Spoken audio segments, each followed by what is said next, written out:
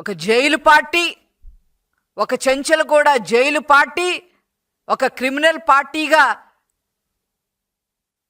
దేశమంతా ప్రపంచమంతా పేరుగాంచిన ఈ వైసీపీ పార్టీ దీన్ని ఓర్వలేక కడుపు ఉబ్బరంతో ఏం చేయాలో తెలియక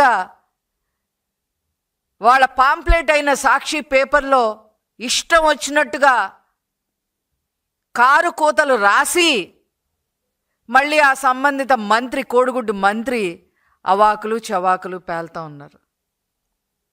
ఇది కఠోర శ్రమ అని చెప్పి నేను ఎందుకు అన్నాను అని అంటే, ప్రజలకు కూడా ఈ విషయం అందరికీ కూడా తెలియాలి. అంతకుముందు 2014-19 మధ్య అనేక పరిశ్రమలు రావడం జరిగింది. 5.5 లక్షల ఉద్యోగాలు యువతకి ప్రత్యక్షంగా నారా చంద్రబాబు నాయుడు గారు కల్పించడం జరిగింది. పరోక్షంగా ఇంకో 5 లక్షల ఉద్యోగాలు కూడా వచ్చాయి అని చెప్పి స్వయంగా ప్రతిపక్షంగా ఉన్న వైసీపీ ఆర్థిక మంత్రి బుగ్గన గారే అసెంబ్లీలో చెప్పడం జరిగింది. అందులో భాగంగానే మరి ఆనాడు నారా చంద్రబాబు నాయుడు గారు లూలు గ్రూప్ని తీసుకురావడం, టెంపుల్టన్ తీసుకురావడం, అమర్ రాజా బ్యాటరీలు వాళ్ళు రావడం, జాకీ కంపెనీలు రావడం, కియా మోటార్స్ రావడం, వీటన్నీ కూడా మరి ఆనాడు జరిగాయి. అయితే వచ్చిన తర్వాత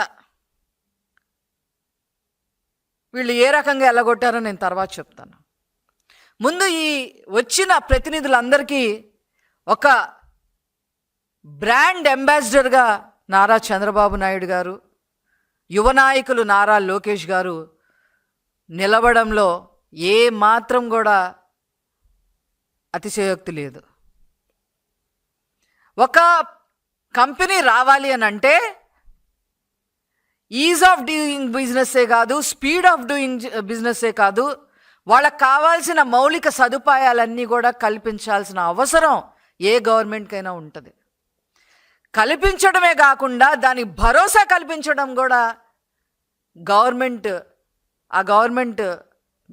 మినిమం రెస్పాన్సిబిలిటీగా ఉంటుంది.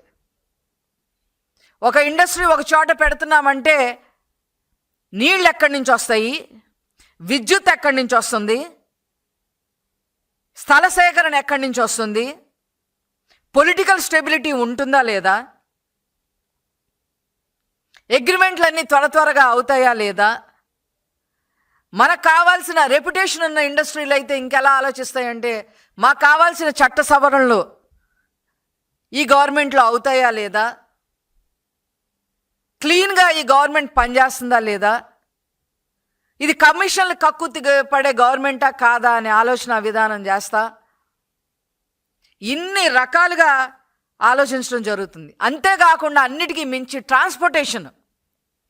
ట్రాన్స్పోర్టేషన్ ఎలా ఉంది, ఏ రకంగా మనం వెళ్ళి రాగలుగుతాము, మన ఉత్పత్తి చేసే ఉత్పత్తుల్ని ఏ రకంగా మనం ట్రాన్స్పోర్టేషన్ చేయగలుగుతాము, దానికి వీలుగా ఉంటుందా లేదా అని కూడా ఆలోచిస్తూ ఉంటాం.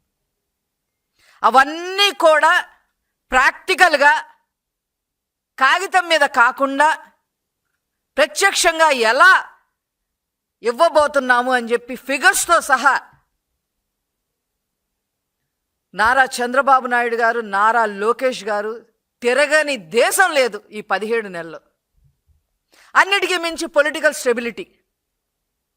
ఇంతకుముందు జగన్మోహన్ రెడ్డితో వాళ్ళకున్న ఎక్స్పీరియన్సెస్తో ఎవ్వరం ఆంధ్ర రాష్ట్రానికి వచ్చి రూపాయి పెట్టుబడి కూడా పెట్టము, ఇక మాకు ఆంధ్ర రాష్ట్రంతో సంబంధం లేదు అని నిర్ణయాలు తీసుకున్న పెద్ద పెద్ద పరిశ్రమల సీఈఓలు అందరినీ కూడా కలిసి వాళ్ళందరినీ కూడా మా హయాంలో అలా ఉండదు అని నమ్మించి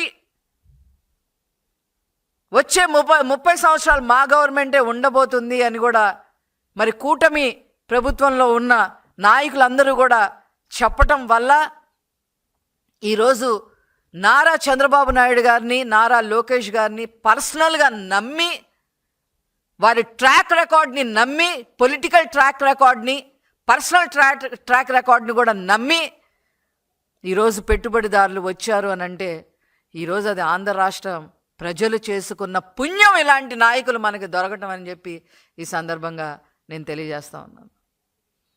ఈ కఠోర శ్రమలో ఇంతకుముందు 7 ఎయిర్పోర్ట్లు ఉంటే ఇంకో 7 ఎయిర్పోర్ట్లు ఎలా నిర్మించబోతున్నాము, ఎంతవరకు వచ్చినాయో చూపించడం జరిగింది.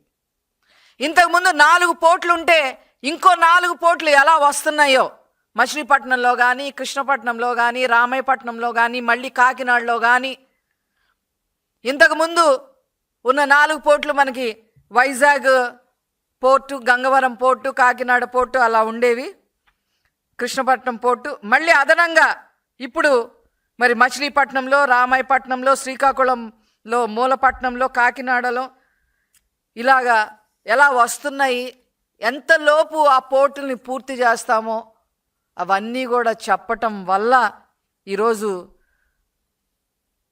ఈ పెట్టుబడులు వచ్చినాయి.